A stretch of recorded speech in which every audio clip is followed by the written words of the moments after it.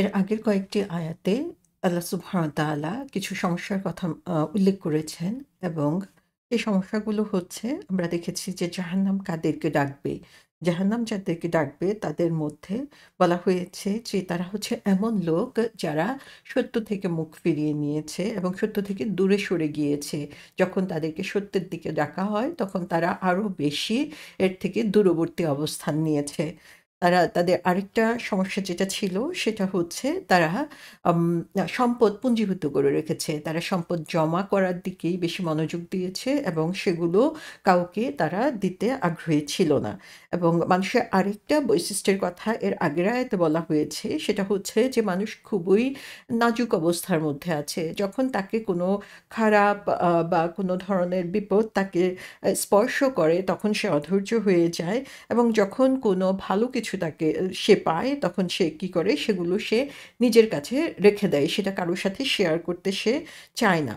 তো এই যে বৈশিষ্ট্যগুলোর কথা বলা হয়েছে যেগুলোর জন্য জাহান্নাম তাকে ডাকতে থাকবে এবং জাহান্নামের যে কঠিন আযাবের কথা বলা হয়েছে যে তীব্র যে আগুন তার গায়ের চামড়া তুলে নিয়ে যাবে, এত তীব্র হবে সেই আগুন।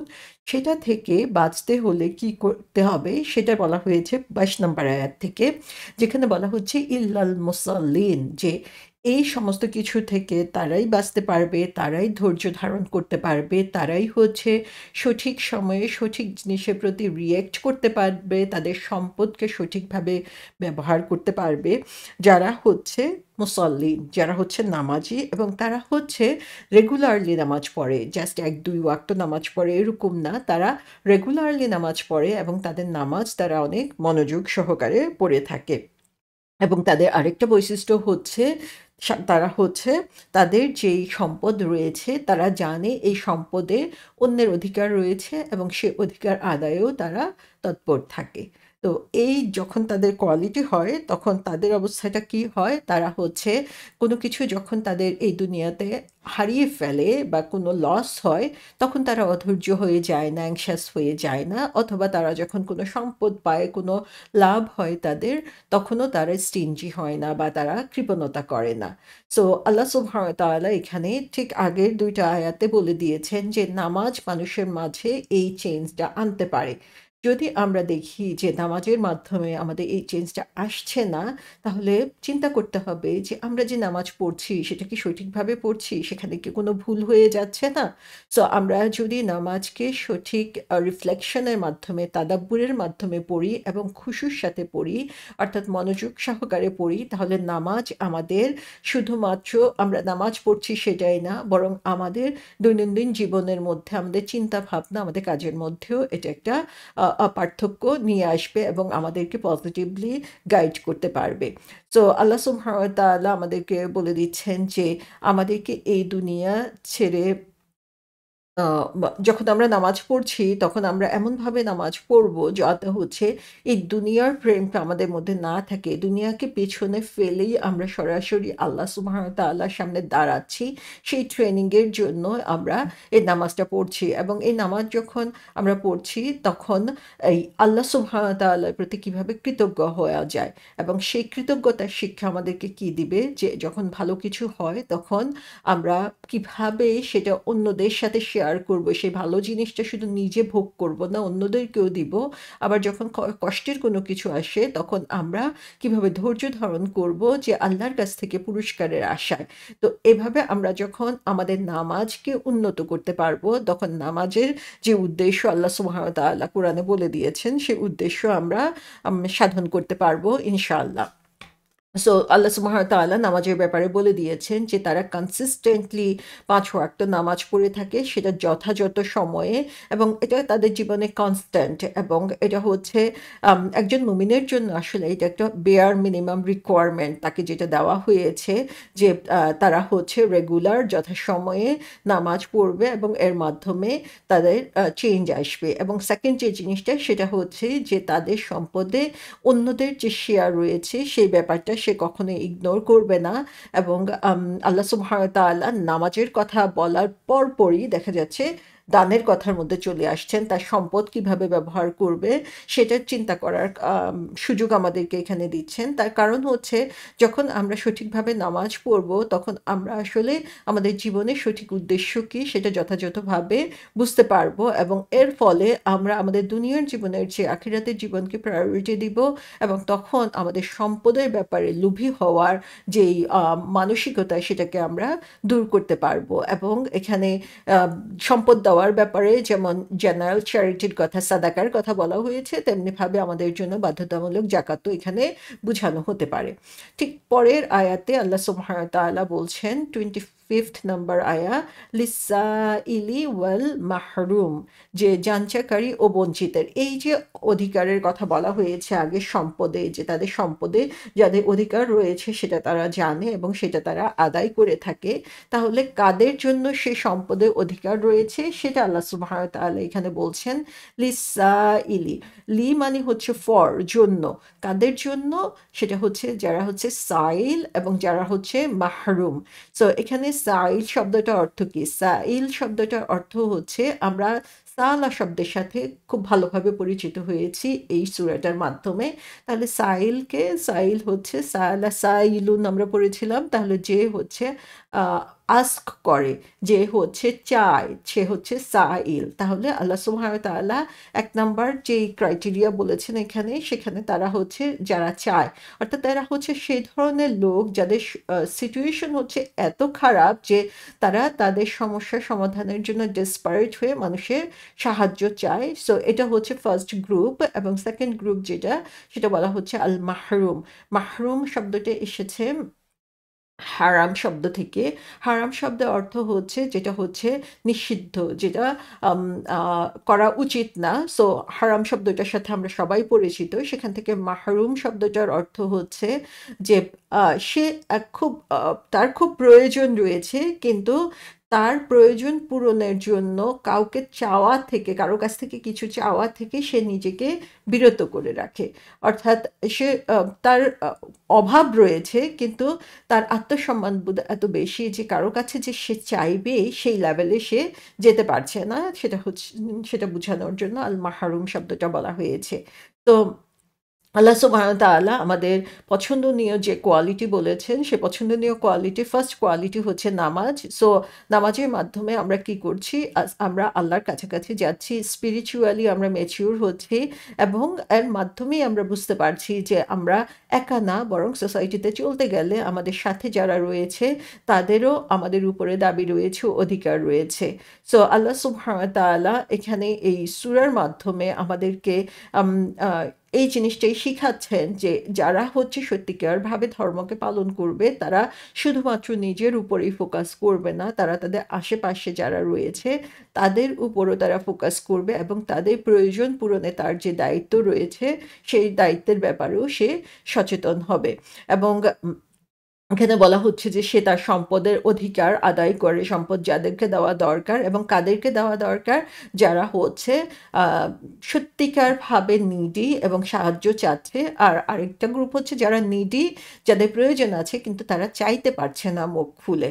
সো আল্লাহ সুবহানাহু ওয়া তাআলা এখানে এই দুই ক্যাটাগরিকে সুস্পষ্টভাবে আমাদের জন্য তুলে ধরেছেন। সো প্রথম গ্রুপের কথা আমরা যদি চিন্তা করি তাহলে সেটা হচ্ছে যে যারা হচ্ছে বেগার, যারা হচ্ছে ভিক্ষুক, যারা হচ্ছে মানুষের কাছে হাত পাতে তার প্রয়োজন পূরণের জন্য।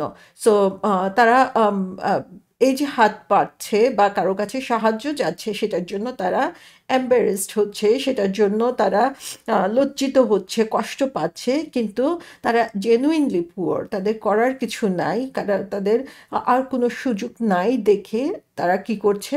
তারা মানুষের কাছে হাত পাতছে। এখানে হাত পাতা যাদের কথা বলা হয়েছে যারা আমাদের প্রফেশনাল বেগার রয়েছে তাদের কথা কিন্তু বলা হয় নাই, বরং সেই প্রফেশনাল ব্যাগারদের ব্যাপারে নিরুৎসাহিত করা হয়েছে, কারণ তারা নিজেরাই এটাকে একটা বিজনেস বানিয়ে নিয়েছে। সেকেন্ড যে কোয়ালিটির কথা এখানে বলা হয়েছে সেটা হচ্ছে যারা হচ্ছে ডেপ্রাইভড, যারা হচ্ছে বঞ্চিত, তারা হচ্ছে অর্থনৈতিকভাবে তাদের এমন সামর্থ্য নাই যে তারা নিজেদের প্রয়োজন পূরণ করবে। সো সে কারণে তারা হচ্ছে অন্যের দানের মুখাপেক্ষী হয়, কিন্তু লজ্জার কারণে সেটা মুখ ফুটে তারা বলতে পারছে না। আমরা আমাদের আশেপাশে যদি দেখি তাহলে দেখবো যে আমাদের কমিউনিটিতে, আমাদের আত্মীয় স্বজনের মধ্যে এমন অনেক মানুষ রয়েছে যারা ডিফিকাল্ট টাইমসের মধ্য দিয়ে যাচ্ছে, অনেক কষ্টের মধ্য দিয়ে রয়েছে। তারা লজ্জার কারণে তাদের ডিফিকাল্টিস, তাদের সমস্যা শেয়ার করতে পারছে না, এবং তারা তাদের আত্মসম্মান বোধের কারণে হাতও পাততে পারছে না। তো এ কারণেই হচ্ছে আমরা এখন কিভাবে জানবো যে কাদের এই সমস্যাটা রয়েছে। এ কারণেই কমিউনিটির মধ্যে আমাদের একটা ক্লোজ বন্ডিং থাকা দরকার, একজন আরেকজন সম্পর্কে জানা দরকার। শুধুমাত্র সার্টেন টাইমে মিট করব, দেখা হলে কথা বলবো, এরকম না। পারস্পরিক বন্ধন আমাদের এমন সুন্দর হওয়া উচিত যাতে হচ্ছে যখন তার প্রয়োজন রয়েছে সেই প্রয়োজনটা আমরা বুঝতে পারি, এবং সেই প্রয়োজনে আমরা সবাই তাকে সহযোগিতা করার জন্য এগিয়ে যেতে পারি। তাহলে এখানে শুধু সহযোগিতা করার কথাই আল্লাহ সুবহানাহু ওয়া তাআলা বলেন নাই, বরং সেই সহযোগিতা করার জন্য যেই সিচুয়েশন রয়েছে, যে কমিউনিটি বিল্ড আপ করার দায়িত্ব আমাদের মধ্যে রয়েছে, সেটার উপরেও কিন্তু এখানে ফোকাস করা হয়েছে। তো আল্লাহ সুবহানাহু ওয়া তাআলা বলে দিচ্ছেন এখানে যে সত্যিকারের দান হচ্ছে সেটাই, যে খুঁজে বের করা কার প্রয়োজন রয়েছে, তারা কারো কাছে চাক বা না চাক, সো তাদের প্রয়োজন অনুযায়ী তাদেরকে সহযোগিতা করা। আমাদের সমাজে এমন কিছু মানুষ রয়েছে যারা অলস, তারা কিছু করতে চায় না এবং সেটা অন্যের দানের উপরে তারা নির্ভর করতে চায়। তো যখন আমরা পরস্পরকে জানবো, আমরা তাদেরকেও আইডেন্টিফাই করতে পারবো। তো আল্লাহ সুবহানাহু ওয়া তাআলা এখানে যাদের সম্পদ রয়েছে তাদেরকে শুধু নিজের সম্পদের উপরে ফোকাস করার কথা এখানে বলেন নাই। বলেছেন যে কমিউনিটির অন্যদের সাথে ইনভলভ হয়ে তারা যাতে খুঁজে পেতে পারে কাদের প্রয়োজন, এবং সে অনুযায়ী তারা তাদের যেই শেয়ার রয়েছে সেই শেয়ারটা তাদেরকে দিতে পারে। সূরা বাকারাতে আল্লাহ সুবহানাহু ওয়া তাআলা বলছেন যে খয়রাত ওই সকল গরিব লোকের জন্য যারা আল্লাহর পথে আবদ্ধ হয়ে গেছে, জীবিকার সন্ধানে অন্যত্র ঘোরাফেরা করতে সক্ষম নয়। অজ্ঞ লোকেরা যাঞ্চা না করার কারণে তাদেরকে অভাবমুক্ত মনে করে। তোমরা তাদেরকে তাদের লক্ষণ দ্বারা চিনবে। তারা মানুষের কাছে কাকুতি মিনতি করে ভিক্ষা চায় না। তোমরা যে অর্থ ব্যয় করবে তা আল্লাহ তাআলা অবশ্যই পরিজ্ঞাত। তাহলে আল্লাহ সুবহানাহু ওয়া তাআলা এখানে বলছেন যে এই যে লোকগুলো, এই লোকগুলো কিন্তু নিজে থেকে চাচ্ছে না। এখানে মাহরুম যে গ্রুপটা, সেই গ্রুপের কথা বলা হয়েছে। সো এই লোকটা নিজের থেকে চাইতে পারছে না। সো সে হচ্ছে, তার যেমন সম্পদ নাই তেমনি মানুষের যে সহযোগিতা বা সাহায্য পাওয়ার কথা সেটাও সে এখানে পাচ্ছে না। সো আল্লাহ বলছেন যে তাদেরকে রিকগনাইজ কিভাবে করা যাবে, তাদেরকে রিকগনাইজ করা যাবে তাদের লক্ষণ দিয়ে। সো এখানে যারা হচ্ছে মাহরুম, যারা হচ্ছে নিজেরা এভাবে বঞ্চিত থাকছে, তারা কি করে, তারা হচ্ছে দেখা যাবে যে তাদের সারাউন্ডিংস দেখে, তাদের সিচুয়েশন দেখে আমরা সেটা বুঝতে পারি। যেমন কেউ হয়তোবা তার ঘর আগুনে পুড়ে গিয়েছে। তো সেটা স্বাভাবিকভাবেই আমরা দেখতে পাচ্ছি যে একটা ঘর বিল্ড আপ করার জন্য যে ধরনের আম আ অর্থ বা সম্পদ দরকার সেটা তার নাই। সো তাকে আমরা কিভাবে সহযোগিতা করতে পারি? অথবা বন্যায় ক্ষতিগ্রস্ত হয়েছে, ভূমিকম্পে সে সমস্ত কিছু হারিয়ে ফেলেছে। সো এই ধরনের আ লোকগুলো দেখা যাবে যে তাদের আত্মসম্মানবোধ এমন বেশি যে তাদেরকে অফার করলেও দেখা যাবে যে অনেক সময় তারা সেটা নিতে চাইবে না। সো আল্লাহ সুবহানাহু ওয়া তাআলা এখানে বলছেন যে তাদেরকে সহযোগিতা করার ব্যাপারে, তাদেরকে সাহায্য করার ব্যাপারে এগিয়ে যেতে হবে। কিভাবে এগিয়ে যাবে? হয়তোবা গিফট হিসাবে দিতে পারে, অথবা অ্যানোনিমাসলি তাদেরকে দিতে পারে। সো আল্লাহ সুবহানাহু ওয়া তাআলা এখানে বলে দিচ্ছেন যে তাদের হক রয়েছে, আগের আয়াতে বলেছেন হক রয়েছে সেই মানিটার উপরে। এখন আমরা যদি না দেই সেটার জন্য আমরা দায়ী থাকব। এখন কিভাবে দিব, কিভাবে তার যেই সম্মান বা মর্যাদা বোধ রয়েছে সেটাকে অক্ষুণ্ণ রেখেই আমি তাকে সাহায্য করতে পারি, সেটাও আমাকে বের করে নিয়ে আসতে হবে। সো এই যেই টাকাটা আমার পকেটে আছে সেই টাকাটা যে আমার না, সেটা যে অন্যের হক রয়েছে, এই মানসিকতা তৈরি করে সেটাকে এফেক্টিভলি সমাজে কাজে লাগানো হচ্ছে একজন বিলিভার বা একজন মুসল্লিন যারা সত্যিকারভাবে নামাজ পড়ে তাদের কাজ। সূরা দোহাতে আল্লাহ বলেছেন, ওয়া আম্মাস সাইলা ফালা তানহার, যে রাসূল সাল্লাল্লাহু আলাইহি ইসলামকে উপদেশ দেওয়ার সময় যে যারা হচ্ছে তোমার কাছে চায় তাদেরকে তুমি ধমক দিবে না। অর্থাৎ তাদেরকে আম আ খালি হাতে ফিরিয়ে দিবে না। আল্লাহ সুবহানাহু ওয়া তাআলা রাসূল সাল্লাল্লাহু আলাইহি ইসলামের মাধ্যমে আমাদেরকে এটা শিখিয়ে দিচ্ছেন। সো এখানে দেখছি আমরা ফার্স্ট গ্রুপের কথা বলা হয়েছে যে আম তারা হচ্ছে আ সাইল, তারা হচ্ছে আম তোমাদের কাছে চাচ্ছে, জেনুইনলি পুয়ার, এবং তারা চাচ্ছে, তাহলে তুমি তাদেরকে যখন দিচ্ছ তখন তোমার ইনটেনশনটাও থাকতে হবে এটা যে তুমি আল্লাহকে সন্তুষ্ট করার জন্য দিচ্ছ। তো অনেক সময় দেখা যায় যে এটা রিকগনাইজ করা আমাদের পক্ষে সম্ভব হয় না যে সে জেনুইনলি পুয়ার সেজন্য যাচ্ছে, নাকি সে হচ্ছে এটাকেই তার অর্থ উপার্জনের একটা উপায় করে নিয়েছে। সো আমরা দেখি যে আমরা যখন ছোট ছিলাম বা দেশে ছিলাম তখন দেখতাম যে রিক্সা ভাড়া করে, গাড়ি ভাড়া করে বা ট্যাক্সি ভাড়া করে তারা হচ্ছে বাড়ি, বাড়ি যেয়ে তাদের সাহায্য চাইতো।